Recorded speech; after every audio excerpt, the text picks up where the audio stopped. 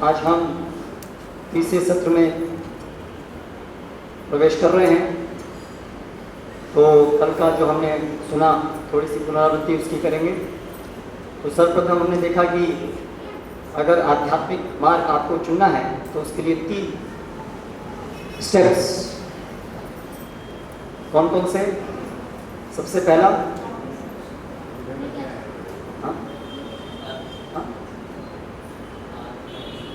जी आत्मावलोकन। किस चीज़ के लिए? इस काम के लिए हम वहाँ जा रहे हैं। हमें क्या चाहिए, हमारा किस लिए, क्या पर्पस है हमारा। हाँ करेक्ट। तो क्या पर्पस होना चाहिए?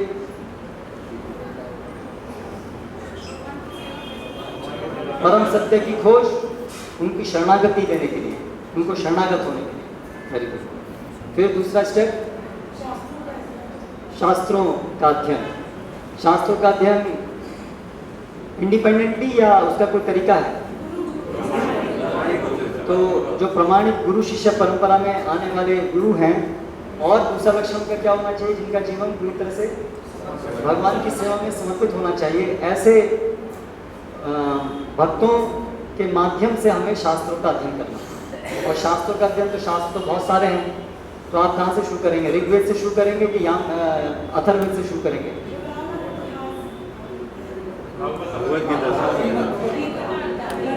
क्योंकि जो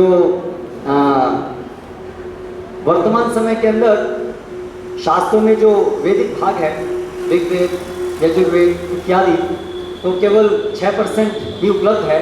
और वो भी वैदिक संस्कृत भाषा में। संस्कृत भाषा भी 2 प्रकार की है, एक वैदिक और एक सामान्य, जिसको समझने वाले लोग भी अभी नहीं हैं। और बहुत ही उसको समझना बहुत मुश्किल है। तो इसलिए वर्तमान समय में जो शास्त्र हैं उसका सभी जो सार है वो उपस्थित है श्रीमद् भगवद गीता में, जो स्वयं साक्षात भगवान श्री कृष्ण के द्वारा बताई गई। और फिर उसके भी आगे और विस्तृत ज्ञान उपलब्ध है श्रीमद् भागवतम में। तो इसलिए ये 2 चीज़ों का अध्ययन करना है। तो अभी आप बताइए, आप में से कितने लोग हैं जिनके पास भगवद गीता यथारूप, जो श्रील प्रभुपाद युष्मान के संस्थापक आचार्य हैं और जो एक प्रमाणित गुरु शिष्य परंपरा में आ रहे हैं, और जिनके जीवन से हम देख सकते हैं कि उनका जीवन पूरी तरह से निष्काम भाव से, भक्ति भाव से भगवान की सेवा में समर्पित था। तो आप में से कितने लोगों के पास वो पुस्तक अभी तक नहीं है, भगवद गीता यथारूप? भगवद गीता यथारूप नहीं है, आपके पास नहीं, आपके पास नहीं। ओके, तो अभी 4-5 लोग ऐसे हैं जिनके पास ये नहीं है। तो मेरा आप सभी से हाथ जोड़ करके निवेदन है कि जिनके पास भी अभी तक ये पुस्तक नहीं है, तो निश्चित रूप से आप ये पुस्तक एक लें और इसका अध्ययन प्रारंभ करें। फिर श्रीमद् भागवतम भी उपलब्ध है यहाँ पर, श्रील प्रभुपाद जी के द्वारा उसकी टिप्पणी लिखी गई है। तो वो कितने लोगों के पास है श्रीमद् भागवतम? पूरा सेट 12 स्कंद, 18 पुस्तकें। ओके, लेकिन बहुत सारे श्रोतागण ऐसे हैं जिनके पास ये भागवतम नहीं है। तो आज भगवद गीता ले जाइए और कोर्स खत्म होने वाले दिन में भागवतम लेके चले जाइए। तो ये भागवतम जो है परम प्रमाण है। एक हमारे आचार्य ने कहा, यदि संसार की जितनी भी लाइब्रेरीज हैं उस सब में यदि आग लग जाए और सब पुस्तकें खत्म हो जाएं, संसार की जितनी पुस्तकें हैं, यदि केवल एक श्रीमद् भागवतम बची रह जाए तो संसार को कोई लॉस नहीं होगा। इतनी महान पुस्तक है श्रीमद् भागवतम। तो इसलिए श्रीमद् भागवतम अभी ये कोर्स आप अटेंड कर रहे हैं, तो भगवद गीता का आधारभूत ज्ञान आपको मिल रहा है, तो आप फिर भागवतम भी साथ साथ अध्ययन प्रारंभ कर सकते हैं। तो ये भी हमारा आपसे निवेदन है कि कृपया ये 2 पुस्तकें जरूर आपके पास होनी चाहिए। तो ये दूसरा स्टेप। और फिर तीसरा स्टेप क्या है? सही मार्ग पर चलने के लिए गारंटीड तरीके में तीसरा स्टेप क्या है? वो जो मुश्किल स्टेप था वो आप भूल गए सब लोग। ढोंगी लोगों से नहीं सुनना है, जो लोग प्रमाणित नहीं हैं, जो लोग ये गुरु की कसौटी पे नहीं उतरते हैं, जिनका कोई और आशय है, जो इच्छा करते हैं, या जो शास्त्र से नहीं बोलते हैं, जो मनमानी से मन से बोलते हैं, या जिनका आचरण सही नहीं है, जो इंद्रियों के दास हैं, इंद्रियों के स्वामी नहीं हैं, इत्यादि इत्यादि। तो ऐसे लोगों से हमें श्रवण नहीं करना है। क्यों? भले ही वो भगवान श्री कृष्ण के बारे में क्यों ना बोलते हो, लेकिन उनसे भी श्रवण नहीं करना है। क्यों? भौतिक आसक्ति हमारी बढ़ेगी और हैं? हमारी भौतिक आसक्तियाँ बढ़ेंगी। हाँ, उसका एक उदाहरण दिया था हमने। हाँ, जैसे सांप यदि दूध को चख लेता है तो वो दूध फिर दूध नहीं रहता है, फिर वो विष का काम करता है। तो ये हमने देखा। उसके बाद हमने प्रारंभ किया अपना पहला विषय कि आत्मा के विषय में हमने पढ़ना शुरू किया कि आत्मा और शरीर में क्या अंतर है। तो हमने कुछ एक वीडियो देखा कि आज वैज्ञानिक गण भी इस नतीजे पहुंच रहे हैं कि केवल रसायनों से इस जीवन को समझाना संभव नहीं है। तो इस भौतिक जगत में हम देखते हैं दो चीजें हैं, मृत और जीवित। करेक्ट? मृत और जीवित। तो जो जीवित चीजें हैं, जो जीवित हैं व्यक्ति, तो वो जीवन के लक्षण का कारण क्या है? क्या केवल रसायन के एक मिश्रण से वो जीवन के लक्षण प्रस्तुत होते हैं, या वो जीवन के लक्षण रसायनों से बिल्कुल अलग एक अन्य किसी वस्तु के कारण वो जीवन के लक्षण होते हैं? ये विषय है।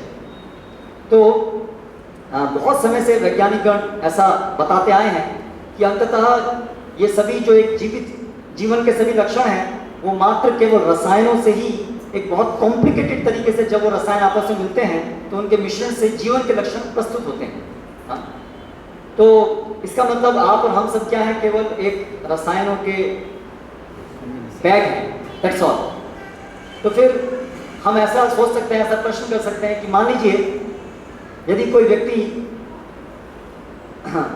मर्सिडीज कार में जा रहा है, तो मर्सिडीज कार की कीमत कुछ 20-25 लाख, और वो जो आदमी जा रहा है उसके अंदर अगर वो केवल रसायनों का बना है, तो यदि वो रसायनों की मार्केट वैल्यू निकाली जाए तो कुछ 250 रुपये से ज़्यादा नहीं मिलने वाली। महंगाई का जमाना है, इसलिए 250। तो अगर कार का एक्सीडेंट हो जाता है और वो आदमी भी घायल हो जाता है और मर्सिडीज कार भी घायल हो जाती है, तो आप पहले किसका इलाज करेंगे? 250 रुपये वाले आदमी का या 2.5 लाख वाली कार का? 2.5 लाख 25 लाख वाली कार का कौन कौन पहले इलाज करेंगे? आप पहले कार को लेके जाएंगे, आदमी को छोड़ देंगे वहां पर। आपके कोई मित्र नहीं बनने वाला, कोई साथी नहीं बनने वाला। तो इंट्यूटिवली हम सब ये अंतर्ग्रह में जान सकते हैं कि हम केवल केमिकल नहीं है। नहीं तो आप देखिए हमारे जीवन में हम सब एक दूसरे से प्रेम करते हैं, पारिवारिक संबंध होते हैं। अगर सब केमिकल हैं, सब रोबोट जैसे हैं, तो फिर इसका कोई मतलब नहीं रहता ना। कोई आदमी गुनाह करता है, किसी का खून करता है, तो इतनी बड़ी बड़ी कोर्ट हैं, इतने बड़े बड़े केस चलते हैं, कई कई साल तक, 10 साल तक, 20 साल तक। अरे भाई, अगर हम केवल केमिकल्स हैं तो किसी ने मर्डर कर दिया तो क्या बड़ा काम कर दिया। हर रोज एक केमिस्ट जो है अपनी केमिस्ट्री लैब में पता नहीं कितने मर्डर करता है ना, कितनी टेस्ट ट्यूब्स में से केमिकल बदलता है। तो यदि केवल हम रसायन हैं तो फिर कितना बड़ा इशू क्यों बनाने का, यदि किसी का मर्डर हो गया तो। हाँ? तो इस तरह से साधारण बुद्धि से भी हम कम से कम ये एक जान सकते हैं कि निश्चित रूप से एक जीवित व्यक्ति मात्र केमिकल्स नहीं हो सकता। और एक और हमारा, कृपया मोबाइल सब लोग ऑफ कर दीजिए, मोबाइल सभी लोग कृपया ऑफ कर दीजिए या तो साइलेंट मोड में रखिए। एक दूसरा हम सभी का एक सामान्य अनुभव है कि जब कोई व्यक्ति मरता है तो हम हर भाषा में क्या कहते हैं? जब कोई व्यक्ति मर जाता है तो हम कहते हैं चला गया, गॉन, पास्ड अवे, है ना। इसका मतलब है कि हर भाषा में स्वाभाविक रूप से हम यही मानते हैं कि मरने के समय में वो व्यक्ति वहां से चला गया। जो वो देह है वो तो वहीं का वहीं है, लेकिन हम सब अंतःकरण में यही अनुभव करते हैं कि अभी वो मेरे दादाजी, नाना जी जो भी है वो अभी यहाँ नहीं, अभी केवल वो शरीर है। उस समय में हमको अनुभूति होती है कि जिसको मैं आज तक दादाजी, नाना जी मान रहा था वो शरीर नहीं था, अभी तक जो शरीर ही मानता रहा था। लेकिन अभी वो जब चले गए यहाँ से तब हमको कुछ क्षण के लिए एहसास होता है। लेकिन फिर जब शमशान में जाते हैं, सब चला देते हैं, उसके बाद में फिर वापस भूल जाते हैं। फिर से हम सोचने लगते हैं कि ये शरीर ही वो व्यक्ति है। तो इस प्रकार से हम सभी का ये सामान्य अनुभव भी है कि शरीर अलग है और हम आत्मा है। फिर हमने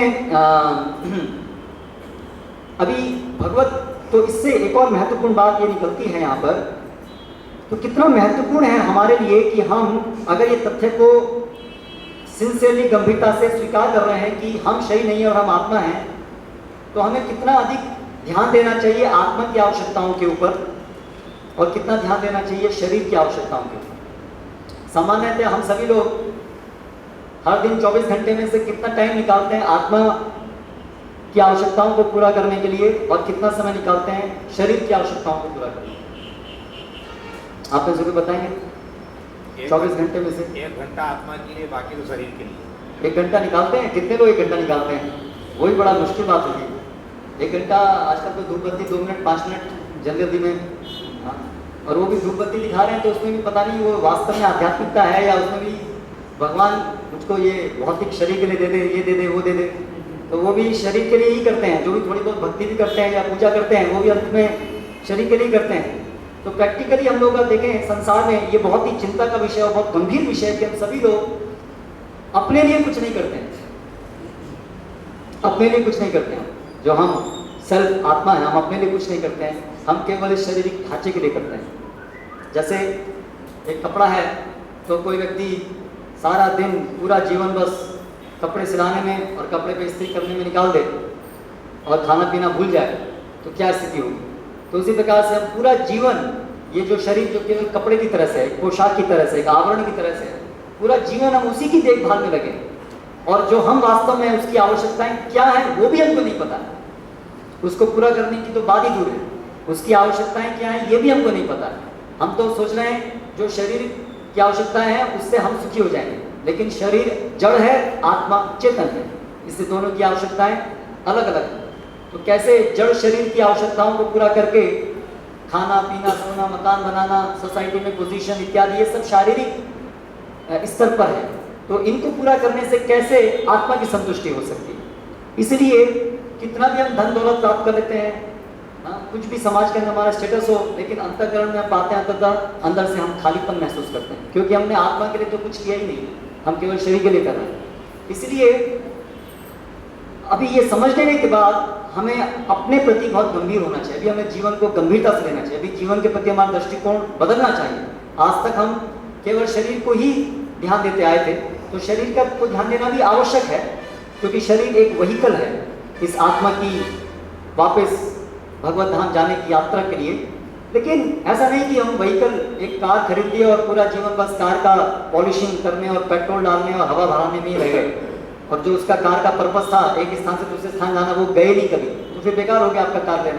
तो उसी प्रकार से ये मनुष्य जीवन जो हमने धारण किया है ये इसलिए मनुष्य जीवन मिला है कि ये एक ऐसा यंत्र है, मनुष्य शरीर एक ऐसा यंत्र है जो बहुत सुचारू है आत्मा को इस भौतिक जगत से भगवत धाम वापस ले जाने के लिए। अगर मनुष्य जीवन का उपयोग इस यात्रा के लिए ना किया जाए और इसी भौतिक जगत में भ्रमण करने के लिए किया जाए तो वो मनुष्य जीवन का दुरुपयोग। तो इसलिए भगवत गीता में हम ये सब ज्ञान अभी पढ़ने का प्रयास कर रहे हैं, जानने का प्रयास कर रहे हैं, और अपेक्षा है कि इसके बाद आप सभी के जीवन में बदलाव आना चाहिए। आप निश्चित रूप से हर दिन कुछ समय फिर निकालें आत्मा के लिए अर्थात ये सब भगवान की भक्ति सेवा को समझने के लिए, भगवत गीता अध्ययन के लिए, हरे कृष्ण महामंत्र जप करने के लिए, ये सब आत्माई गतिविधियां हैं जो आने वाले सत्रों में आप और विस्तार से सुनेंगे। तो भगवत गीता से हमने देखा आत्मा के लक्षण। सर्वप्रथम आत्मा जो है वो अमर, आत्मा का कभी मरण नहीं होता और ना भी कभी उसका जन्म होता है। फिर हमने देखा कि आत्मा का कभी कोई नाश नहीं कर सकता, नैनम छिन्दन्ति शस्त्राणि, कोई शस्त्र इत्यादि इसको नहीं मार सकते हैं, अग्नि इसको नहीं जला सकती है इत्यादि। फिर अभी हम आगे और देखेंगे कि आत्मा के और कौन कौन से लक्षण हैं। तो आत्मा वो आध्यात्मिक कण है, चित्त कण। श्वेताश्वत उपनिषद में उसकी व्याख्या हुई है कि केशाग्र शतभागस्य शतांश सदृशात्मकः जीवः सूक्ष्म स्वरूपोऽयं संख्यातीतो ही चित्कण। जैसे हमने कल व्याख्या की कि बाल के अग्रिम भाग को अगर 100 भाग और उसके भी फिर एक भाग के 100 भाग करें, इतना सूक्ष्म है आत्मा, और ये चित्कण है। अर्थात चित्कण अर्थात एक जड़ कण है और एक चित्कण। जड़ कण है जिसको हम एटम बोलते हैं, या और फर्दर उसको डिवाइड करें तो इलेक्ट्रॉन्स, प्रोटॉन्स इत्यादि। तो ये जो आत्मा है वो उस प्रकार से जड़ पदार्थ नहीं है, ये आध्यात्मिक कण, स्पिरिचुअल एटम, चित्त कण। और इसका लक्षण है, एक महत्वपूर्ण लक्षण है कि ये चेतन है। आत्मा क्या है? चेतन है। It's conscious, it's conscious. ये अंतर है जड़ पदार्थ में और आत्मा में। हाँ? इसलिए भगवद गीता में भगवान एक श्लोक में कहते हैं, यथा प्रकाशत्येकः कृत्स्नं लोकम इमं रविः क्षेत्रम क्षेत्री तथा कृत्स्नं प्रकाशयति भारत। भगवान एक उपमा देकर के समझा रहे हैं कि जैसे एक सूर्य पूरे ब्रह्मांड को प्रकाश देता है, उसी प्रकार से शरीर के अंदर उपस्थित क्षेत्रम मतलब शरीर, क्षेत्री मतलब आत्मा, तो शरीर के अंदर उपस्थित आत्मा पूरे शरीर में चेतना को व्याप्त कराती है। तो एक जीवित व्यक्ति के शरीर का एक महत्वपूर्ण लक्षण क्या होता है कि वो चेतनशील होता है। अगर आप उसको छुएंगे तो उसको अनुभूति होगी, या कुछ मारेंगे तो कष्ट होगा, उसके अंदर इच्छाएं होंगी, वो अपनी इच्छाओं को अभिव्यक्त करेगा, मूवमेंट करेगा। ऐसे बहुत सारे ये सब जीवन के लक्षण हैं। तो ये सब जीवन के लक्षण भगवान श्री कृष्ण भगवद गीता में स्पष्टता बता रहे हैं कि ये सब किस वजह से हैं? ये सब वो आत्मा की उपस्थिति की वजह से है। जैसे ही ये आत्मा शरीर से बाहर निकलती है, ये सब जीवन के लक्षण समाप्त हो जाते हैं। तो वास्तव में ये देह तो हमेशा से मृत है, आज भी ये देह मृत ही है। हाँ? तो क्या चीज है जो इस शरीर को जीवंत बना रही है, वो जो चेतना दे रही है, वो है ये आत्मा।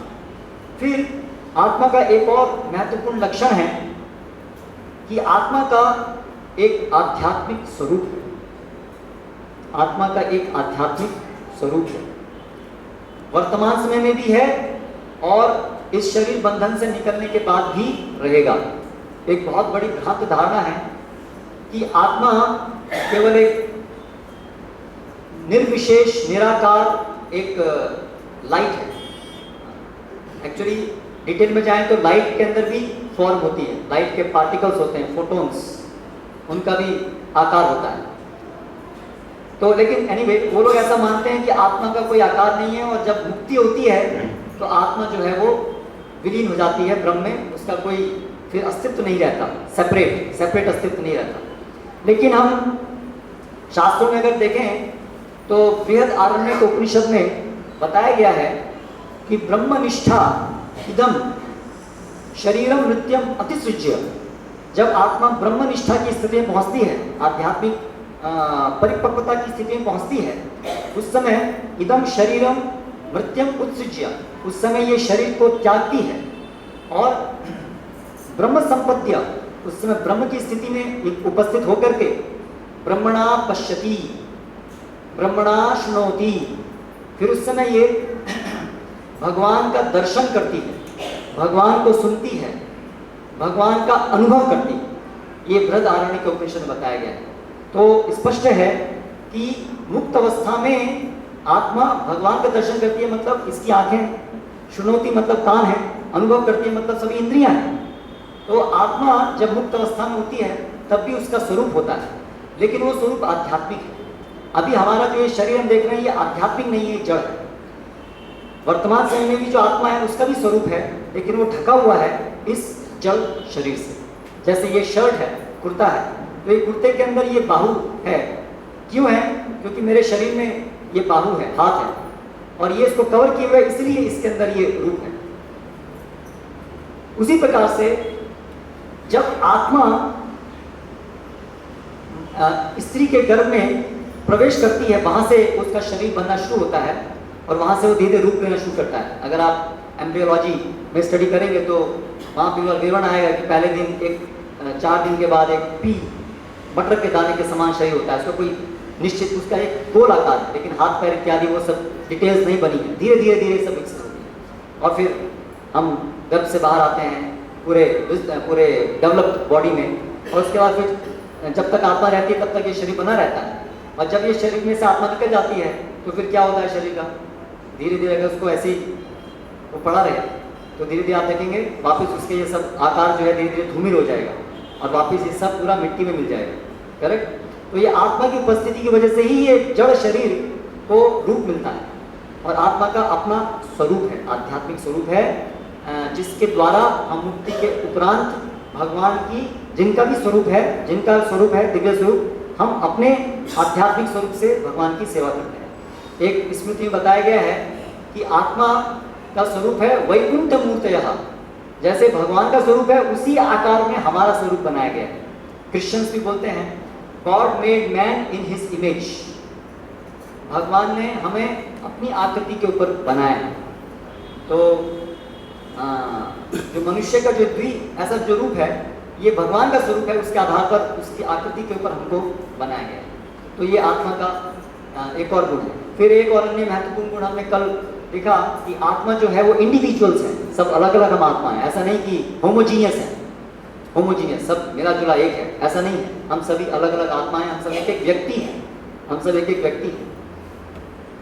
फिर अगला जो महत्वपूर्ण विषय है आत्मा के विषय में कि आत्मा ही इस जीवन को, इस शरीर को जीवंत बनाता है, एनिमेट करता है। तो इसके लिए एक कठोपनिषद में एक श्लोक के द्वारा समझाया गया है कि ये जो वर्तमान समय में जो ये जीवित व्यक्ति कार्य करते हैं कैसे वो कार्य करता है, आत्मा का क्या रोल है, मन का क्या रोल है, बुद्धि का क्या रोल है, इंद्रियों का क्या रोल है, ये सब उसमें चर्चा हुई है। तो वो श्लोक में बताया गया है आत्मानं रथिनं विद्धि शरीरम रथम विद्धि। आत्मा एक उपमा दी है एक रथ से, रथ चैरियट, रथ। तो शरीरम रथम विद्धि, ये शरीर जो है रथ के समान है। आत्मानं रथिनं विद्धि, और जो आत्मा है वो रथी के समान है। रथी मतलब पैसेंजर, जो आत्मा में जो रथ पे सवार व्यक्ति है रथी। फिर बुद्धि सारथी विद्धि, जो बुद्धि है वो सारथी के समान है, रथ के सारथी के समान है। मन प्रग्रहम एवच, और जो मन है वो प्रग्रहम, प्रग्रहम मतलब लगाम, लगाम के समान है। इंद्रियाणी हयानाहु, जो इंद्रियाणी है वो किसके समान है, घोड़े के समान है। और विषयान तेषु गोचरान, और जो विषय है, इंद्रियों के विषय हैं वो घोड़ों के लिए विषय है, सामग्री है एंजॉय करने की। और इस प्रकार से आत्मा इंद्रिय मनोयुक्तम भोक्तैति आहुर मनीषिणः, और इस प्रकार जो बुद्धिमान व्यक्ति हैं वो कंक्लूड करते हैं, निष्कर्ष निकालते हैं कि इस प्रकार से आत्मा रथ में सवार होकर बुद्धि, मन और इंद्रियों के सानिध्य में इस जगत का भोग करती है। इस एक श्लोक के अंदर कितने सारे चीजों की व्याख्या कर दी गई है कि हम जो जीवन जी रहे हैं क्या कर रहे हैं, हम एक रथ पे सवार हैं, हमें एक सारथी दे दिया गया है, लगाम दे दी गई है, घोड़े दे दिए गए हैं, और अभी उसके माध्यम से हम भ्रमण कर रहे हैं इस पूरे ब्रह्मांड में।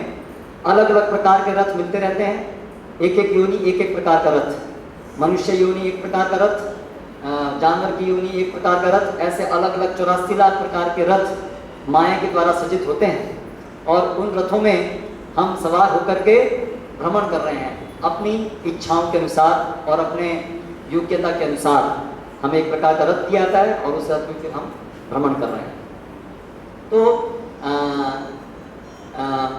तो इस प्रकार से जो भी कार्य हो रहा है उसका आधार आत्मा है, लेकिन वो जो कार्य का रूप है वो आत्मा के अपने गुण नहीं है, वो उस रथ की वजह से। जैसे मैं एक उदाहरण देता हूँ आपको कि ये मोबाइल है, तो मोबाइल में एक फंक्शन है, मान लीजिए कि आप उसमें MP3 प्ले कर सकते हैं, MP3 फाइल्स प्ले कर सकते हैं, वो उस मोबाइल का कैरेक्टरिस्टिक है, करेक्ट। लेकिन ऐसे बहुत सारे फंक्शंस होते हैं मोबाइल में कि जब तक आप सिम कार्ड नहीं डालेंगे तब तक वो पर्टिकुलर फंक्शन वर्क नहीं करेगा, करेक्ट। वो जो MP3 फाइल्स को प्ले करने वाला फंक्शन है वो सिम कार्ड का फंक्शन नहीं है। वही सिम कार्ड आप दूसरे मोबाइल में डालेंगे जिसमें कि वो MP3 प्लेयर फंक्शन नहीं है, तो वो काम नहीं करेगा, वहाँ उससे आप MP3 नहीं सुन सकते हैं, फाइल्स को नहीं प्ले कर सकते हैं।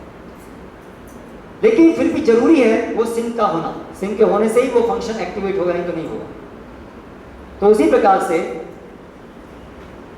अगर कोई आत्मा मनुष्य के शरीर में विराजमान है तो मनुष्य के शरीर के जो गुण हैं उसके अनुसार वो शरीर काम करना शुरू करता है। जब हम शरीर बोलते हैं तो इसके अंदर इंक्लूडेड है मन, बुद्धि इत्यादि सब, इंद्रियां, मन, बुद्धि। जैसे ही आत्मा मनुष्य के शरीर में गया तो जैसा वो मनुष्य शरीर निर्मित है, जो फंक्शंस उसके हैं वैसा वो काम करना शुरू करता है। अगर वही आत्मा जानवर के शरीर में जाता है तो जैसा जानवर का शरीर निर्मित है जिन फंक्शंस के लिए, वो फंक्शंस शुरू हो जाते हैं, है ना। जब आत्मा मनुष्य स्त्री के अंदर गर्भ में होता है और फिर बाहर आता है तो थोड़े से अभ्यास से वो 2 पैर पे चलना शुरू कर देता है। लेकिन एक कुत्ता या बिल्ली, क्या वो उसी प्रकार से अभ्यास से 2 पैर पे चलना शुरू कर सकती है? नहीं कर सकती, क्योंकि आत्मा दोनों एक जैसी ही हैं। लेकिन वो आत्मा को जब बिल्ली का शरीर मिलता है तो वो उसकी जो फंक्शंस हैं वो बिल्ली के शरीर के अनुसार होते हैं। उसकी सोच, उसकी इच्छाएं, क्या अच्छा लगता है, क्या बुरा लगता है, जो मन के अंदर होता है, ये सब निर्धारित होते हैं जिस प्रकार के शरीर में आत्मा उपस्थित होती है। इस प्रकार से हम देखते हैं इस जगत में सबके अलग अलग इच्छाएं हैं, सोचने के तरीके हैं, अलग अलग स्वाद हैं। ये सब डिफरेंस क्यों है? आत्मा तो सब एक जैसी है, लेकिन डिफरेंस किसकी वजह से है? क्योंकि हमें अलग अलग प्रकार के शरीर दिए गए हैं। जैसा कि मनुष्यों को हलवा बहुत पसंद होता है जनरली, लेकिन एक सूअर है उसे हलवा पसंद नहीं होता है, उसे मल पसंद होता है। और हमें मल नाम सुनते भी हमें घृणा आती है। तो वही जीव है, वो एक शरीर है, वो भी एक जीव है, ये भी एक जीव है, वो भी एक आत्मा है, हम भी एक आत्मा है। दोनों में ये अंतर क्यों है? क्योंकि माया के द्वारा वो जो शरीर दिया गया है और जो मन बुद्धि दी गई है दोनों को अलग अलग, उसके अनुसार उस आत्मा को एक प्रकार की चीज स्वादिष्ट लगती है। यानी एक जो मन है उसको एक प्रकार की चीज स्वादिष्ट लगती है, और वो जो अंदर आत्मा बैठा है वो अपने को आइडेंटिफाई करता है उस मन से और उस शरीर से, इसलिए वो एक पर्टिकुलर चीज उसको अच्छी लगती है और बाकी चीज को अच्छी नहीं लगती है। तो इससे हम फिर दूसरे एक निष्कर्ष पे पहुंचे, बहुत महत्वपूर्ण निष्कर्ष पे, कि जीवित व्यक्ति हम जो भी इस जीवन में सुख और दुख अनुभव करते हैं वो वास्तव में सुख और दुख आत्मा का नहीं है। वो सुख और दुख वास्तव में शरीर का है या मन का है। भगवत गीता में भगवान पहले अध्याय बताते हैं, इच्छा द्वेष सुखम दुखम संघातश्च चेतनाधृति सविकारम समाधिता, कि शरीर का विवरण किए भगवान और बताए कि जो इच्छा द्वेष सुख और दुख है ये सब शरीर के ही विकार हैं, जिसके अंदर मन इंक्लूडेड है। मन, बुद्धि और ये ग्रॉस बॉडी, स्थूल शरीर, इसी के ही विकार हैं ये सुख और दुख। तो जो सुख दुख अनुभव कर रहे हैं, जो हम हलवा खाने में जो सुख अनुभव कर रहे हैं, वो वास्तव में आत्मा को हलवे से कुछ लेना देना नहीं है, ना तो आत्मा को मन से कुछ लेना देना है। वो सुख दुख शारीरिक स्तर पे है, मानसिक स्तर पर है। तो फिर हमें वो सुख दुख कैसे अनुभव होता है? अनुभव करता है आत्मा, क्योंकि जड़ पदार्थ में अनुभव करने की शक्ति नहीं है, वो चेतन का गुण है, चेतना का गुण है। करेक्ट? ये टेबल है, अगर हम इस पर कितना भी हथौड़ा मारेंगे तो ये दर्द से कराएगी नहीं टेबल। करेक्ट? और मेरे को आप हथौड़ा मारेंगे तो मैं कराऊंगा। तो ये जो दर्द या सुख और दुख की अनुभूति जो होती है वो लक्षण है, वो अनुभूति करने की क्षमता किसकी है? आत्मा की। लेकिन वो जो सुख दुख हम अभी अनुभव करते हैं वो वास्तव में आत्मा का सुख दुख नहीं है, वो शरीर का सुख दुख है, जिसे हम अपना मान बैठे हैं, जिसे हम अपना मान बैठे हैं। जैसे एक उदाहरण देखते हैं कि आप जो है फिल्म देखने गए, अभी तो लोग फिल्म देखने नहीं जाते, अभी तो अपने स्मार्टफोन में देखते हैं। तो एनीवे आप फिल्म देख रहे हैं, और फिल्म देख रहे हैं तो हर एक फिल्म में एक हीरो हीरोइन होते हैं जनरली। तो जनरली क्या होता है कि हम जो भी स्क्रीन पर हीरो हीरोइन होते हैं, हम अपने को वो हीरो हीरोइन के अंदर डाल देते हैं, करेक्ट? बैठे बैठे हम सोचते हैं वो मैं हूं, करेक्ट? और जैसे जैसे सीन बदलते हैं वैसे वैसे हमारी भावनाएं बदलती हैं। अगर हीरो पिटता है तो लगता है मैं पिट रहा हूँ, करेक्ट? और हीरो पीटता है तो हमें लगता है मैं पीट रहा हूँ, है ना? तो वास्तव में मेरे उस सीन से मुझे कुछ लेना देना नहीं है, मुझे उस कैरेक्टर हीरो हीरोइन से कुछ लेना देना नहीं है, लेकिन क्योंकि मैंने अपने को उस रोल में डाल दिया है, इसलिए जो उस रोल को एक्सपीरियंस हो रहा है, उस अदाकार को एक्सपीरियंस हो रहा है, वही मुझे भी अनुभव होता है।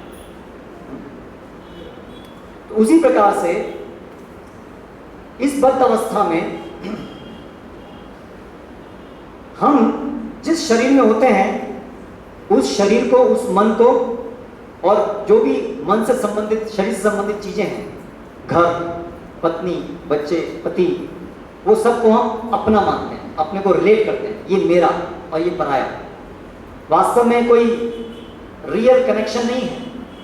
बहुत सारे बच्चे हैं, लेकिन एक बच्चे को हम अपना मानते हैं और दूसरे को पराया मानते हैं, करेक्ट?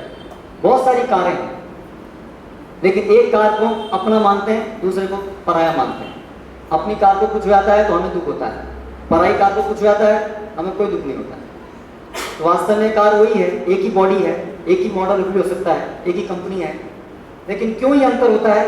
क्योंकि एक कार से हमने अपने को संबंधित कर दिया है।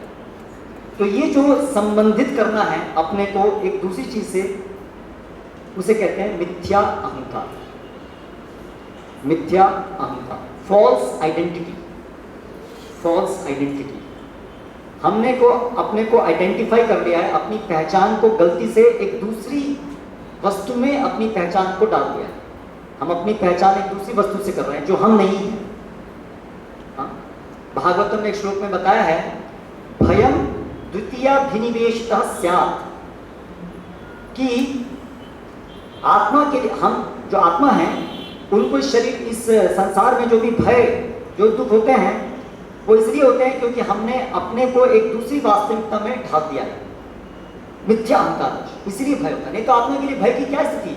हमने अभी देखा कि आत्मा को ना तो जलाया जा सकता है, ना मारा जा सकता है, लेकिन अगर घर में आग लग जाए और आप घर में अंदर हो तो फिर क्या होगा? आपको तो जलाया नहीं जा सकता ना आत्मा को, तो फिर हमें कोई कष्ट नहीं होना चाहिए। शरीर जल रहा है तो फिर हमको कोई कष्ट नहीं होना चाहिए। क्यों वो कष्ट होता है? क्योंकि हम अपने को संबंधित किए हुए हैं इस शरीर से।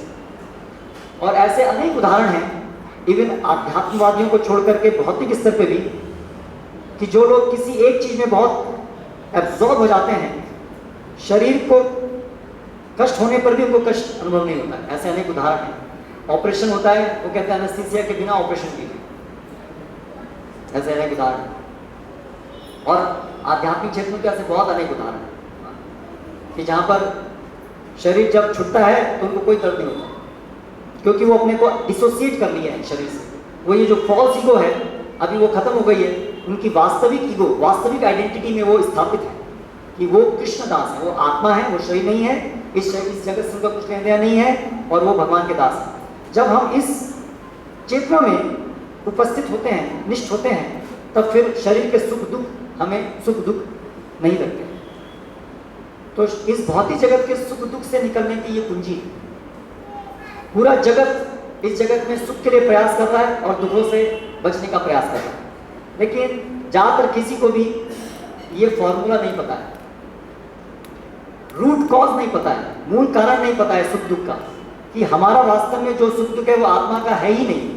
वो सुख दुख तो केवल हमने अपना मान लिया है, हमने अपने ऊपर उसको थोप लिया है, वो सुख दुख को हमने अपने ऊपर थोप लिया है फॉल्स ईगो की वजह से, मिथ्या अहंकार की वजह से। इसलिए सुख दुख से बचने का उपाय नहीं है कि हम अपनी सिचुएशन को चेंज करें।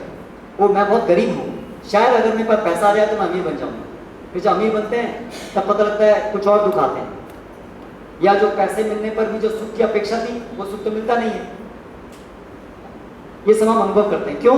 क्योंकि हम गलत विचार में हैं कि मैं अपनी सिचुएशन को चेंज करके सुख बढ़ा सकता हूँ या दुख से बच सकता हूँ, या अपने शरीर को स्वस्थ रख करके या मन को स्वस्थ रख करके मैं अपने सुख को बढ़ा सकता हूँ। नहीं, वास्तव में सुख है, भगवद गीता में बताया गया है, जो आत्मा, जो अंतःकरण में जो आत्मा की अनुभूति, जो आत्मा के स्तर पर कार्य करने के कारण, अर्थात जो भगवान की सेवा में स्थापित होने के कारण जो सुख की अनुभूति करता है, वो वास्तव में आत्मा का सुख है और उसे शरीर के सुख से कोई लेना देना नहीं है। उसकी स्थिति बताई गई है भगवद गीता में, यस्मिन स्थापपि दुखम गुरुणापि न विचार्ये। जिस स्थिति में स्थित होकर, आत्म साक्षात्कार की स्थिति में होकर, बड़े से बड़ा गुरुणापि, बड़े से बड़ा दुख भी उसे दुखी नहीं करता, और जिस स्थिति को प्राप्त कर लेने के बाद संसार का बड़े से बड़ा सुख भी उसे आकर्षित नहीं करता, वो पूर्णता की स्थिति है। तो अर्थात आत्मा जो है, वर्तमान समय हम सभी जो हैं, हालांकि हम इस भौतिक जगत से परे हैं, हमारे गुण बिल्कुल इससे अलग हैं, लेकिन फिर भी हम अपने ऊपर ये सुख दुख थोप लिए हैं, क्योंकि हम मिथ्या अहंकार वश अपने को इस जगत का एक अंग मानते हैं, इस भौतिक जगत का एक अंग, एक जड़ पदार्थों से निर्मित एक आइडेंटिटी अपने को मानते हैं, और हम ये मिथ्या अहंकार वश ये सोचते हैं कि मैं इस संसार में हूं, क्यों? इस जगत का भोग करने के लिए। ये विचार सभी दुखों का और जन्म मृत्यु के चक्र में फंसे रहने का मूल कारण है। That I am the enjoyer of what I am seeing। जो भी दृश्य जगत में है वो सब मेरी भोग्य सामग्री है। जब हम जन्म लेते हैं, छोटा बच्चा जन्म से ही उसके अंदर ये चेतना बाय बर्थ होती है, बाय बर्थ सबके अंदर है। इसलिए तो मौज जगत में कि मैं एंजॉयर, इससे बच्चा रोता रोता पैदा होता है। क्यों? क्योंकि कुछ तकलीफ हो रही है, मैं भोगता हूं और ये कुछ तकलीफ हो रही है, इससे मैं रो रहा हूं। फिर जब हम बड़े होते हैं तो फिर तो रोना बंद कर देते हैं, फिर प्लानिंग करते हैं सिस्टमेटिकली, कैसे इस जगत का भोग करना है, कैसे कष्टों के जो कारण है उससे बचना है, और सुख के जो कारण है उसको बढ़ाना है, और पूरा जीवन हमारा इसी में ही व्यतीत होता है। संकल्प विकल्प, पूरा दिन, पूरा जीवन हमारा व्यतीत होता है कैलकुलेशन में और प्रयास में कि भौतिक इस जगत को एंजॉय कैसे ज़्यादा से ज़्यादा करो। और आप विशेष रूप से देखेंगे जो आधुनिक समय है उसमें तो पूरी यही भूल विचार धारणा में हम पूरे डूबे हुए हैं कि कंफर्ट्स को बढ़ा करके, मटेरियल कंफर्ट्स को बढ़ा करके, बॉडी को कंफर्टेबल सिचुएशन में रख करके हम सुखी हो जाएं। और इतना सारा कार्य है, सब बड़ी बड़ी इंडस्ट्री, सिटीज, जॉब, सब कुछ का हेतु यही है, पूरा मिसकंसेप्शन के ऊपर आधारित है। और इसीलिए इतनी प्रगति कर लेने पर भी, करोड़पति बनने पर भी अंदर से वैकेंट है, अंदर से खालीपन। कारण ये क्योंकि हम समझ नहीं पा रहे हैं कि सुख दुख का मूल कारण क्या है, और वास्तव में आत्मा के लिए तो दुख है ही नहीं अगर वो अपनी स्वाभाविक स्थिति में स्थित हो। तो आत्मा का स्वाभाविक गुण है, आत्मा जो है सच्चिदानंद विग्रह। जब आत्मा अपनी स्वाभाविक स्थिति में होता है, भगवान की दिव्य सेवा में स्थापित होता है, तो वो ये पद्म पुराण में बताया गया है, ज्ञानाश्रय चिदानंद आत्मका। आत्मा का गुण है कि वो भगवान की सेवा में परम आनंद की स्थिति में रहता है, पूर्ण ज्ञान की स्थिति में रहता है और नित्यता का अनुभव करता है, क्योंकि कोई शरीर नहीं होता है। तो ये हमारा स्वभाव है, और इसीलिए हम सबके अंदर अंतःकरण में ये इच्छा है कि हम कभी मरना नहीं चाहते, कभी बुरा नहीं होना चाहते, हम ज्ञानवान होना चाहते हैं। ये लक्षण इसीलिए है क्योंकि ये आत्मा के स्वाभाविक गुण हैं। लेकिन वर्तमान समय में ये गुण प्रकट नहीं है, ये कवर्ड है, ढके हुए, क्योंकि ये मिथ्या अहंकार से अभी हम एक शरीर बंधन में फंसे हुए हैं। इसीलिए फिर हम आगे जाएं तो आत्मा, जैसा हमने देखा कि वो चेतन है, इसलिए आत्मा का एक और गुण है कि उसके अंदर इच्छा शक्ति है। जो भी चीज चेतन होती है, चेतनवान होती है, उसका एक गुण होता है कि उसके अंदर इच्छा करने की शक्ति होती है। तो शास्त्र में बताया गया है, नित्यो नित्यानाम चेतनस चेतनानाम एको बहुनाम यो विदधाति कामान। कि आत्माओं के और भगवान के विषय में बताया है कि भगवान एक है, हम अनेक हैं, भगवान भी नित्य है, आत्मा भी नित्य है, भगवान भी चेतन है, हम भी चेतन हैं, लेकिन एक भगवान, हम अनेक की इच्छाओं की पूर्ति करते हैं। हम अनेक अपनी इच्छाओं के लिए आश्रित हैं भगवान पर। तो ये इच्छा करना वो जीव का स्वाभाविक लक्षण है। जो जड़ पदार्थ हैं उसमें और जीवित व्यक्तियों में अंतर, महत्वपूर्ण अंतर है कि जड़ पदार्थ में कोई इच्छा शक्ति नहीं होती, कोई पर्पस नहीं होता, लेकिन जो जीवित है उसके अंदर एक इच्छा शक्ति होती है। तो इस प्रकार से हम इस मनुष्य जीवन में जिस प्रकार की इच्छाएं करते हैं उसके अनुसार प्रकृति के द्वारा जो हमें अलग अलग प्रकार के शरीर दिए जाते हैं, और इस प्रकार से हम 84 लाख योनियों में भ्रमण करते हैं। तो अनगिनत समय से, करोड़ों करोड़ जन्मों से अज्ञानतावश मिथ्या अहंकार में बंध करके अपने को भोक्ता मानते हुए, शरीर मानते हुए हम लोग अलग अलग प्रकार की इच्छाएं करते हैं, अपनी स्वतंत्र इच्छा शक्ति का दुरुपयोग करते हैं। वास्तव में जो हमारा जो स्वरूप है वो भगवान का नित्य सेवक होना है, लेकिन जब हम अपनी इच्छा शक्ति का दुरुपयोग करते हैं और सोचते हैं कि मैं भगवान से अलग हूँ, मैं भगवान से इंडिपेंडेंट हूँ, उन पे आश्रित नहीं हूँ और मैं भोगता हूँ, तब हम इस भौतिक जगत में बंध जाते हैं। इस भौतिक जगत की जो मालकिन है, जेलर है दुर्गा, उनके द्वारा पकड़ ली जाते हैं और वो हमें अलग अलग शरीरों में बांधती हैं, जो हमें दिए जाते हैं हमारी अलग अलग इच्छाओं के अनुसार और हमारी योग्यता के अनुसार। दो चीज़ों के अनुसार हमें अलग अलग प्रकार के शरीर मिलते हैं, हमारी इच्छा के अनुसार और हमारी योग्यता के अनुसार। जैसे आप कभी मान लीजिए किसी सुपरमार्केट में गए हैं, तो सुपरमार्केट में एंटर होते ही जनरली रिसेप्शनिस्ट आपका स्वागत करते हैं, है ना, welcome sir, please come, how can I serve you. तो उसी प्रकार से जैसे भौतिक जगत में आते हैं तो माया हमारा वेलकम करती है, how can I serve you, मैं कैसे आपकी सेवा कर सकता हूँ। लेकिन वो जो सुपरमार्केट में बैठे हैं वो एक्चुअली हमारी सेवा के लिए नहीं बैठे हैं, वो तो हमारी जेब में से पैसा निकालने के लिए बैठे हैं, करेक्ट, लेकिन नाम देते हैं हम आपकी सेवा के लिए। तो उसी प्रकार से माया हमको ऐसा दिखाती है कि मैं आपकी सेवा में प्रस्तुत हूँ, बताइए आपको क्या भोग करना है। तो सुपरमार्केट में जाते हैं, बोलते हैं क्या आपको क्या खरीदना है, खरीदिए जो खरीदना है। तो फिर हम जाते हैं, बहुत बहुत चीज़ देखते हैं, तो हाँ ये दीजिए। तो फिर वो लोग फिर मांगते हैं, ठीक है थोड़ा पैसा दीजिए पहले। तो पैसा तो नहीं है, तो पैसा नहीं है तो फिर आप ये चीज़ नहीं खरीद सकते, आपको दूसरी चीज़ खरीदनी। तो सुपरमार्केट में हम कुछ चीज़ लेके बाहर निकलेंगे या लेंगे, खरीदेंगे, तो किस चीज़ पर निर्भर करेगा कि आपकी क्या इच्छा थी खरीदने की और आपकी जेब में कितना पैसा था।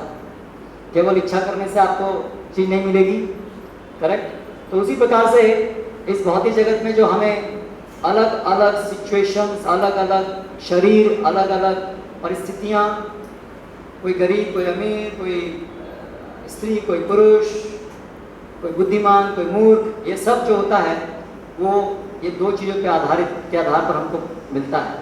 कर्मणा दैव नेत्रेण, हमारे कर्म के आधार पर हमको ये दिया जाता है और हमारी इच्छा के आधार पर, दो चीज़ों के आधार पर हमको ये चीज़ दी जाती है। तो इस प्रकार से आत्मा, हम जिसका इस भौतिक जगत से कुछ लेना नहीं है, हम वर्तमान में इस भौतिक जगत में गिर गए हैं।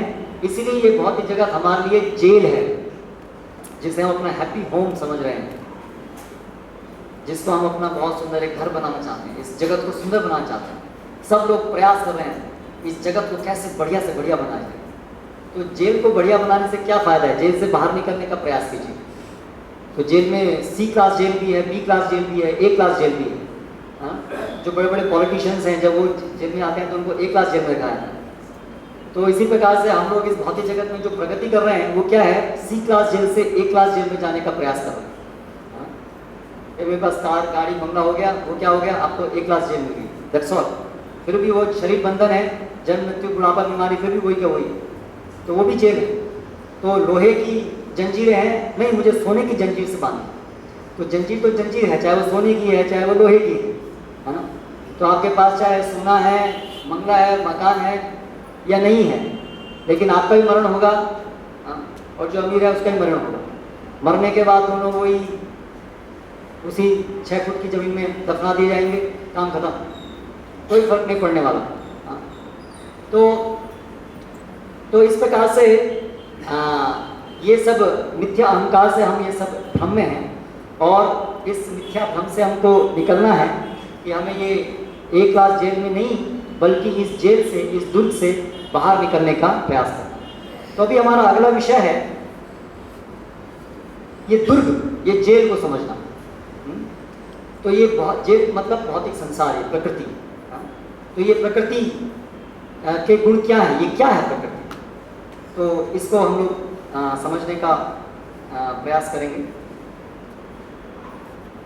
भगवान भगवद गीता में कहते हैं कि ये जो भौतिक जगत है ये उनकी एक शक्ति है जो 8 प्रकार के तत्वों से निर्मित है।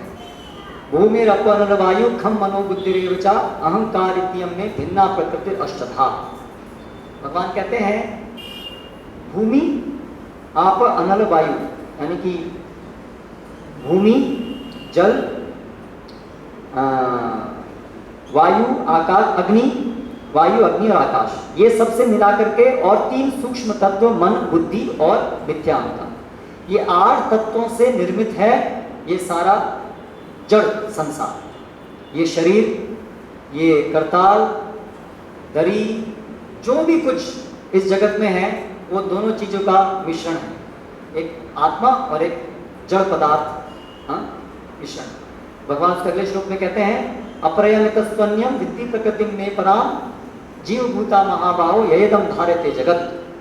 इसके परे एक मेरी अन्य प्रकृति है जो आत्मा है, जो जीव है, जो इस जगत को धारण किए हुए है। एतद् योनिनि भूतानि सर्वाणि त्रिपधारयः। जो भी आप इस जगत में देखते हैं वो यही दोनों चीज़ों का मिश्रण है, जड़ पदार्थों का और आत्मा का। That's it. अभी यहाँ पर बहुत सारे बैक्टीरियाज हैं, तो बैक्टीरियाज हैं, हम हैं, वो क्या है, सब एक शरीर है और अंदर बैठी हुई एक आत्मा है। और कुछ चीज़ें पूरी तरह से केवल जड़ है, इसमें कोई आत्मा नहीं, केवल जड़ है। जो जीवित व्यक्ति हैं उनमें 2 चीज़ें, एक शरीर है जड़, और उसके अंदर आत्मा जो उस शरीर को जीवंत बना रही है। तो ये जो भौतिक जगत है इस प्रकार से जड़ तत्वों का बना हुआ है, 8 तत्वों का, और ये जड़ तत्वों का जो संचालन होता है वो 3 गुणों के द्वारा होता है। प्रकृति ये पूरे जगत का संचालन करती है।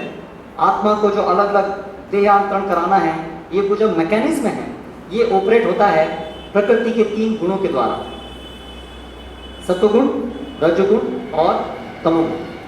तो सत्वम रजस्तम इति गुणा प्रकृति संभवा। भगवान कहते हैं भगवद गीता में कि ये 3 गुणों से प्रकृति बनी है, और भगवान कहते हैं न तदस्ति पृथिव्यां वा दिवि देवेषु वा पुनः सत्वम प्रकृति जैर्मुक्तम यत् एवि स्यात् त्रिभिर्गुणैः।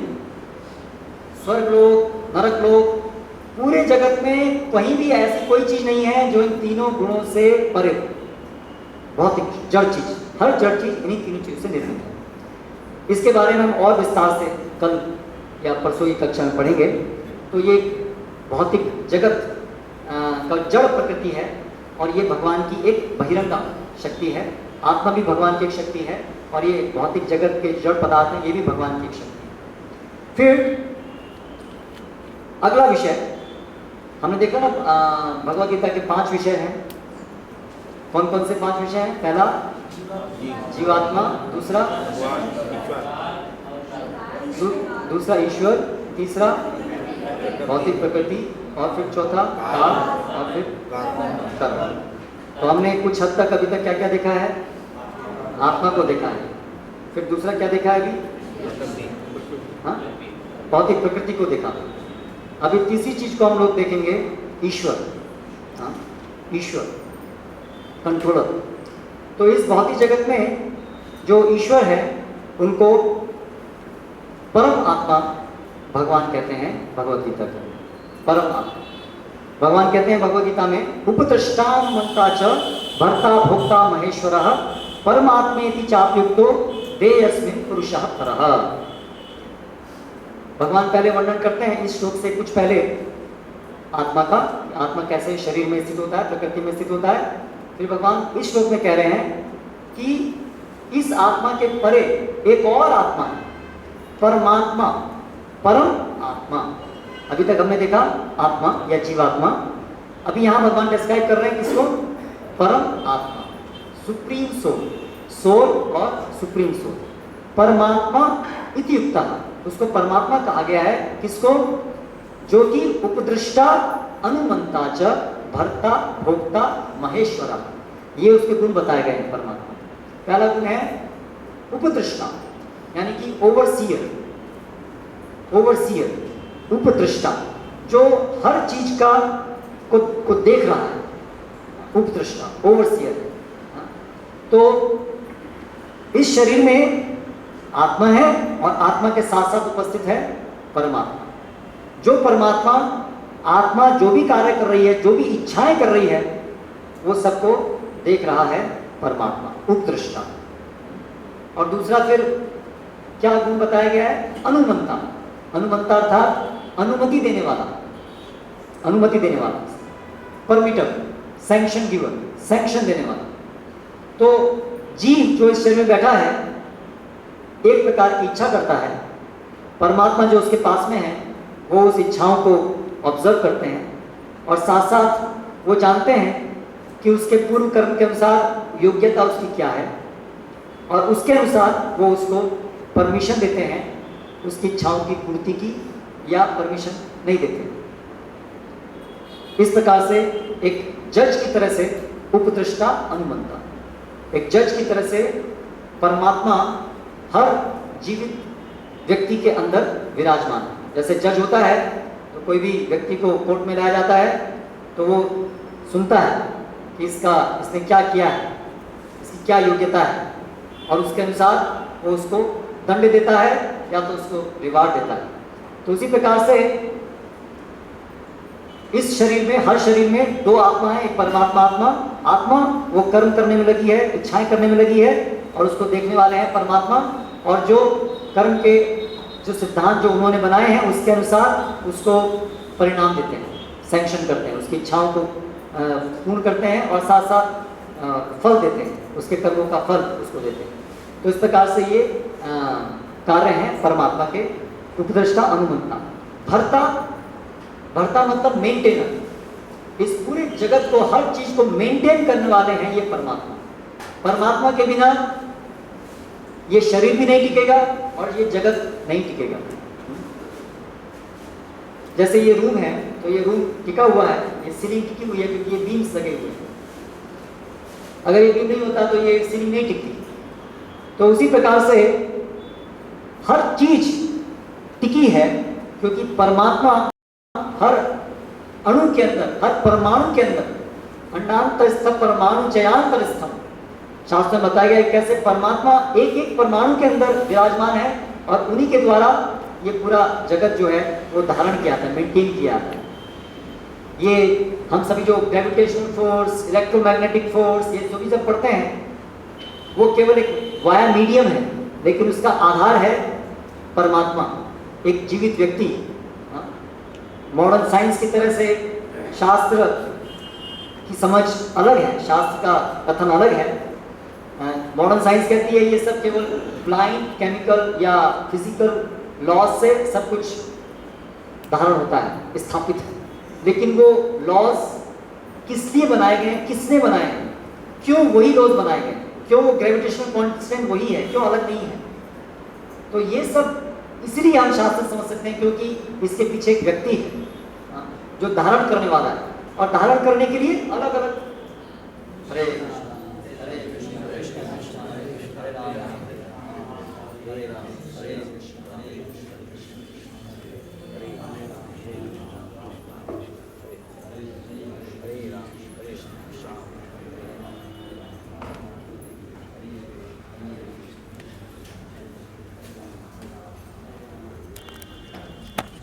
क्या है, क्योंकि हम भगवान के अंश हैं तो अन्य तो शास्त्र बताया गया है जीवेर स्वरूप होय कृष्णेर नित्यदास, कृष्णेर तटस्थ शक्ति भेद अभेद प्रकाश।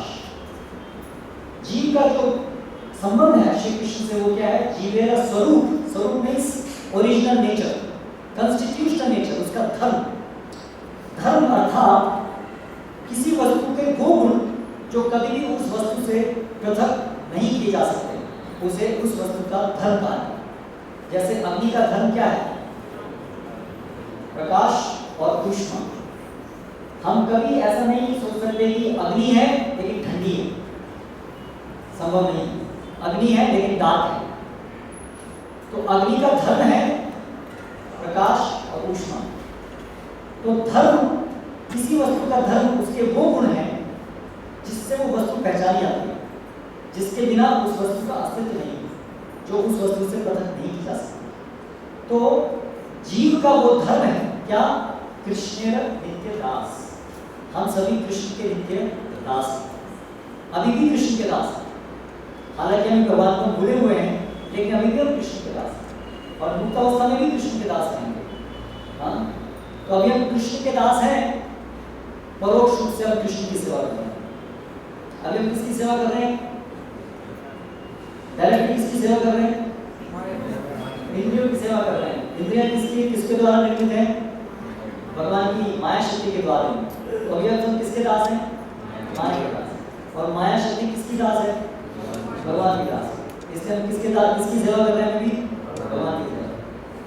तो आप बोलेंगे तो ठीक है, भगवान की सेवा कर रहे हैं, और नहीं हम ऑलरेडी परफेक्शन में हैं।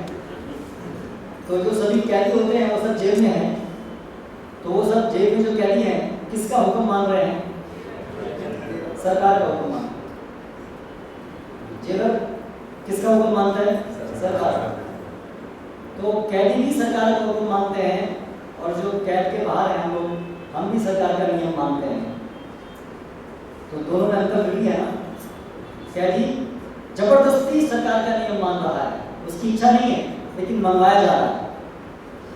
और जो सिविलियंस हैं वो लोग स्वेच्छा से सरकार का नियम मानते हैं, इसलिए तो फ्रीडम दी जाती है कि आप कहीं भी जा सकते हैं, कोई बिजनेस कर सकते हैं, आपको फैसिलिटी दी जाती है। और अगर आप सरकार के नियमों का पालन नहीं करना चाहते तो जबरदस्ती आपको जेल में डाल करके सरकार के नियमों का पालन कराया जाता है। और फिर वो नियम कैसे होते हैं, पत्थर तोड़ बैठ करके। तो उसी प्रकार से हम अभी भौतिक जगत में अभी भी हम भगवान की सेवा ही कर रहे हैं, लेकिन अभी जबरदस्ती हमसे वो सेवा कराई जा रही है माया के द्वारा। ये अंतर है। तो हमारी स्वतंत्र इच्छा शक्ति का उपयोग करके हम केवल यही दो ऑप्शंस में से एक ऑप्शन चुन सकते हैं। हमारे पास केवल दो ही विकल्प हैं। क्या दो विकल्प हैं, या तो भगवान की सेवा कर, भगवान श्री कृष्ण की सेवा कर लीजिए, और अगर कृष्ण की सेवा नहीं करना चाहते तो माया की सेवा करें। ये दो ही विकल्प हैं, और तीसरा विकल्प है ही नहीं। या तो कृष्ण की सेवा कीजिए, और कृष्ण की सेवा करने की इच्छा नहीं है तो माया की सेवा, और माया की सेवा करते करते ऊब गए हैं तो फिर कृष्ण की सेवा की। ये दो ही ऑप्शन है। हाँ, तो इस प्रकार से जीव का स्वरूप है कि वो नित्य कृष्णदास है, और जीवेर तटस्थ शक्ति भेद अभेद प्रकाश। और फिर आगे बताया है कि जीव जो ऐसी है उसकी उपमा दी है कि हम कैसे अंश हैं, जैसे कि अग्नि का ज्वलंत एक कण। तो जैसे अग्नि है, अग्नि में से एक चिंगारी, तो चिंगारी वो अग्नि से अलग हो जाती है। तो हम सब चिंगारी हैं महान अग्नि में। तो जब तक हम अग्नि में रहते हैं तब तक हमारा जो ज्वलनशील गुण है वो प्रकट होता है, और जब ये चिंगारी किसी कारणवश अग्नि से निकल करके बाहर चली जाती है तो उसका जो ज्वलनशील गुण है वो कुछ समय के लिए अव्यक्त हो जाता है। वापिस आप उस चिंगारी को उठा करके अग्नि में रख दीजिए, दोबारा से वो उसका जो ज्वलनशील गुण है वो प्रकट हो जाता है। तो उसी प्रकार से हम सभी चिंगारी की तरह से हैं, छोटे छोटे फोटोन्स की तरह से हैं। अगर भगवान एक महान अग्नि की तरह से हैं तो हम एक छोटे छोटे चिंगारी की तरह से हैं। तो वर्तमान अवस्था में हमारी कैसे अवस्था है कि हम वो महान अग्नि से अभी अलग गिर गए। इसके जो हमारा जो स्वाभाविक ज्वलनशील गुण होने चाहिए वो अभी प्रकट नहीं है। वापस हम कृष्ण सेवा में लग जाएंगे तो दोबारा से जो हमारे आत्मा के स्वाभाविक लक्षण है वो दोबारा से प्रकट हो जाएंगे। वो क्या लक्षण है, सत चित आनंद, वो लक्षण दोबारा से प्रकट हो जाएंगे। अभी वो कवर्ड है, अभी उसकी जगह क्या लक्षण प्रस्तुत है, असत अचित निरानंद, दुखमय स्थिति में। फिर तटस्थ शक्ति, तो भगवान श्री कृष्ण हमने कहा शक्तिमान है, उनकी 3 प्रकार की शक्तियां हैं। तो ये विवरण है शास्त्रों में, विष्णु शक्ति परा प्रोक्ता क्षेत्र व्याख्या तथा परा अविद्या कर्म संज्ञाना तृतीया शक्ति ईश्वते। भगवान की 3 प्रकार की शक्तियां हैं। एक है विष्णु शक्ति परा प्रोक्ता, एक शक्ति है परा, सुपीरियर नेचर। दूसरी शक्ति अविद्या कर्म संज्ञाना तृतीया शक्ति। तीसरी शक्ति है जो अविद्या, जो ये माया जगत, भूमि अपल वायु, ये जड़ शक्ति, जड़ पदार्थों की बनी शक्ति, ये तीसरी शक्ति। और दोनों के बीच में है तटस्थ शक्ति। तटस्थ मतलब बीच में। तो भगवान की 3 शक्तियां हैं, एक है अंतरंग या आध्यात्मिक या सुपीरियर शक्ति, और एक है बहिरंग या जड़ शक्ति। और इन दोनों के बीच में है तटस्थ शक्ति। तो यहाँ पर बताया गया श्लोक में कि हम जो आत्मा है वो भगवान की कौन सी शक्ति में आते हैं? तटस्थ शक्ति में आते हैं। ये भौतिक जगत कौन सी शक्ति है? बहिरंग शक्ति, जड़ शक्ति। तो फिर तीसरी शक्ति कहाँ है? अंतरंग शक्ति, वो कहाँ है? वो अंतरंग शक्ति है वो जिससे भगवान, जिससे जो आध्यात्मिक जगत है उसका निर्माण होता है और संचालन होता है, वो भगवान की आध्यात्मिक शक्ति। भगवान भगवद गीता में शक्ति का उल्लेख करते हैं, परस्तस्मात् भावन्य अव्यक्तो व्यक्ता सनातनः यह तो सर्वेषु भूतेषु नश्यतु न विनश्यति। ये जो भौतिक जगत से इससे परे एक और एग्जिस्टेंस है, भगवान कहते हैं परस्तस्मात्, पर इससे परे, परस्तस्मात् भाव, एक और एग्जिस्टेंस है, अन्य अन्य। परस्तस्मात् भावन्य अव्यक्तो व्यक्ता सनातनः, जो इस जगत का व्यक्त और अव्यक्त रूप से परे है, यह तो सर्वेषु भूतेषु, जो इस जगत का नाश होने पर भी न नश्यति, जो कभी जिसका कभी नाश नहीं होता है। इस प्रकार से हम तटस्थ हैं क्योंकि दोनों ऑप्शन हमारे पास हैं, या तो हम भगवान की बहिरंग शक्ति के वश में रहें या तो हम भगवान की अंतरंग शक्ति के वश में रहें। तो जब हम अपनी इच्छा शक्ति का दुरुपयोग करके, जब हम अपनी इच्छा शक्ति का सदुपयोग करके भगवान के सेवान्मुख होते हैं तो हम भगवान की अंतरंग शक्ति के वश में रहते हैं, आध्यात्मिक जगत में रहते हैं, भगवान की सेवा करते हैं और उस स्थिति में अपनी स्वाभाविक सच्चिदानंद स्थिति का अनुभव करते हैं। और जब हम अपनी इच्छा शक्ति का दुरुपयोग करते हैं तो फिर हम भगवान की बहिरंग शक्ति के वश में आ जाते हैं। कृष्णा भूलिया जीव भोग वांछा करे, निकटस्थ माया तारे झपटिया धरे। तो कैसे हम इस भौतिक जगत में गिरे, ये प्रश्न का उत्तर भगवान देते हैं भगवद गीता में।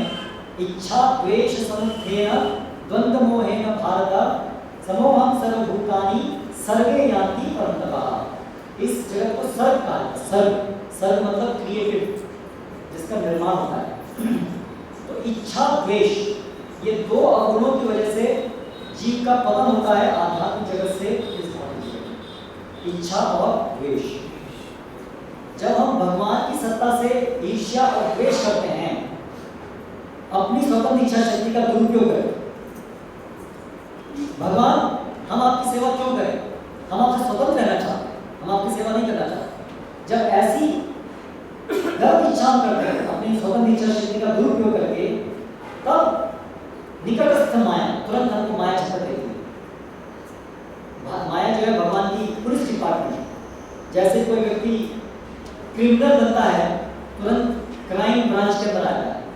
तो उसी प्रकार से जैसे हम भगवान को कृष्णा भूलिया, जैसे हम कृष्ण को भूल करके भोग वांछा करते हैं, हम भगवान से स्वतंत्र अपने को भोक्ता बनाने की इच्छा करते हैं, निकटस्थ माया भगवान के समीप ही है। माया जो है भगवान की शैडो है, परछाई है, तो नजदीक है। जैसे ही हम ये गलत इच्छा करते हैं, निकटस्थ माया, पास में माया खड़ी है, झपट दिया करें, आ जाओ मेरे कंट्रोल में आ जाओ, वैकुंठ से नीचे आ जाओ, अभी तुम्हारा माया स्थान नहीं है, डिजीज बीमार हो तुम, उसमें सुधारने की जरूरत है। तुरंत हम माया को रचना है। दुर्गा के पास त्रिशूल है, तो त्रिशूल से अभी हमें दंड देगी। और दुर्गा यानी कि ये भौतिक जगत जो दुर्ग के समान है, जेल के समान है, इसकी वो मालकिन है। जैसे ही हम भगवान से विद्रोह करते हैं, तुरंत हमें घसीट करके इस भौतिक जगत में डाल दिया जाता है। और इस भौतिक जगत में फिर हमको एक शरीर दिया जाता है, जैसे कोई व्यक्ति अगर समुद्र के अंदर डाइव करना चाहे तो वो इस शरीर में नहीं जा सकता, तो उसको एक स्विमिंग सूट दिया है, स्पेशल सूट दिया है। तो जैसे ही जीव भोग वांछा करता है तो जीव का स्वभाव तो है नहीं भोग वांछा करना, उसका स्वभाव है कृष्ण सेवा करना, और कृष्ण सेवा करके वो संतुष्ट होता है।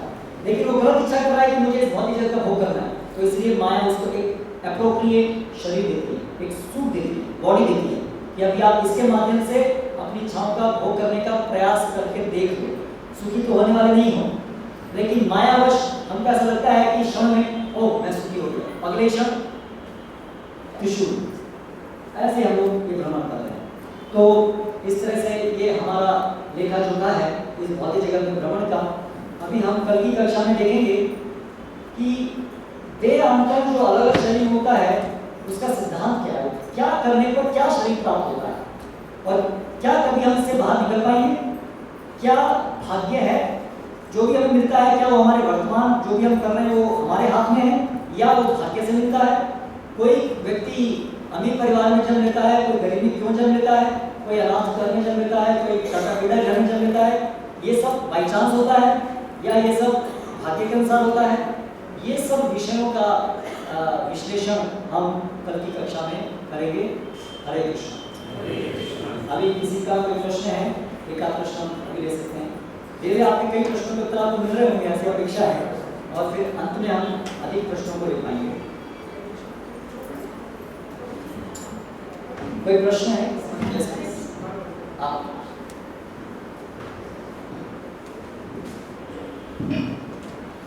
हरे कृष्ण। टॉपिक था कि डिफरेंट रीजन्स और डिफरेंट गॉड, डिफरेंट रीजन और डिफरेंट गॉड। हाँ, उसमें मेरा एक छोटा सा डाउट है, ज़्यादा रिलीजन मानती है कि आत्मा है, और सब रिलीजन जानते हैं कि मानते हैं कि अपन आत्मा है और अपना उद्देश्य है भगवान को सर्व करना। तो सबका उद्देश्य अलग है, सबका रास्ता अलग है, तो फिर वो कैसे निर्धारित किया जाता है कि कौन सही है और कौन गलत है। और कोई जिसमें वैश्विक परिवार में जन्म नहीं हुआ है, जीवो ऐसा सहयोगी वो कहीं दूसरी कंट्री दूसरे एटमॉस्फेयर में पड़ा, तो वो उस हिसाब से भक्ति अपने हिसाब से रखता है। फिर वो कौन सही है कौन गलत है निर्धारित कैसे, सब वो भी पुराणों वो भी अपने अनुसार अपने शास्त्रों का वो देते हैं। बहुत महत्वपूर्ण प्रश्न है। एक्चुअली आज का हमारा जो टॉपिक तो यही है ना, आज का हमारा टॉपिक ये है कि थोड़ा हमारी गाड़ी पीछे चल रही है, तो इससे ये जो टॉपिक है ये कवर होगा परसों की क्लास में, तो आप थोड़ा सा वेट कीजिए। मार्ग के ऊपर अभी हम नहीं आए, तो हम केवल यहाँ क्या चल रहा है कैसे चल रहा है उसी के ऊपर अभी हम हैं। अभी यहाँ से जो बाहर निकलने का मार्ग है अभी तो हमने डिस्कशन करना शुरू नहीं किया है। जब वो डिस्कशन शुरू करेंगे तब आपका एक प्रश्न का उत्तर आपको मिलेगा। हरे कृष्ण। श्रील प्रभुपाद की जय। श्रीमद् भगवद गीता की